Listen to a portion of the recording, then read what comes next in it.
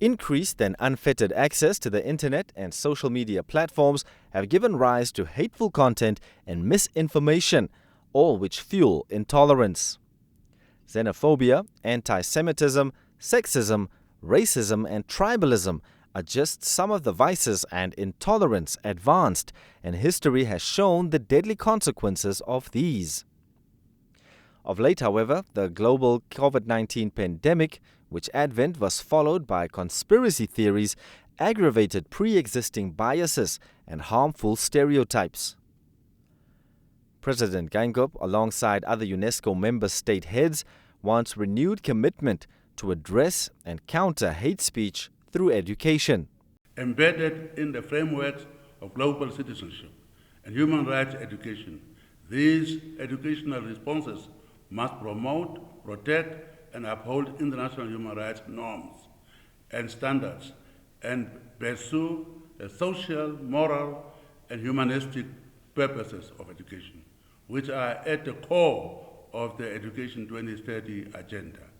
This includes providing learners with the necessary skills and competences to think critically, take an intersectional approach to discrimination, and challenge hateful narratives and those who promote them, including through intercultural and interreligious dialogue. The marginalized and vulnerable members of society, as well as women and youth, are often the targets of hate speech. The participants thus want particular attention and meaningful participation by these groups when contextualized national and regional roadmaps are devised and implemented to face untruths head-on. Any policy must be able to distinguish between unfounded rumors and verified facts.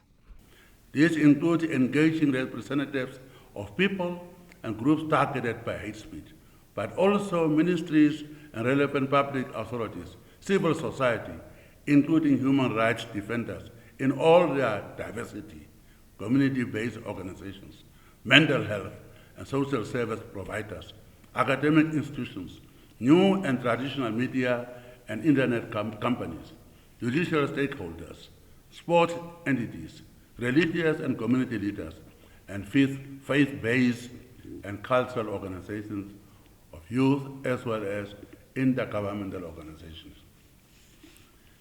As a way forward, we, the chairs, commit to the principles and policy priorities set forth in these conclusions and encourage you, Ministers of Education, to take the lead in taking forward and implementing these commitments at the national and regional level. This is why the UN family is proud to walk this path with you and ensure that education is the key weapon in the fight against hatred in all its forms. I look forward to continuing our fight against hate speech and working to build a tolerant and peaceful world through education that every person deserves. Together with UNESCO, my office, as a UN system-wide focal point on hate speech, stand ready to provide support to the implementation of those recommendations. The Global Education Ministers Conference and Multi-Stakeholders Forum also wants perpetrators of hate speech to be part of the rollback process. Teachers and school leaders have been called on to develop capacities to carry out gender and age-responsive interventions for those disseminating or who are at risk of being caught up in the web of hateful and dangerous content, whether online or offline. The UN Strategy and Plan of Action lists hate speech as any kind of communication in speech, writing, or behavior that attacks using discriminatory language with reference to a person or a group on the basis of who they are, their religion, ethnicity, nationality, and/or gender, and implemented to face untruths head-on. Any policy must be able to distinguish between unfounded rumors and verified facts.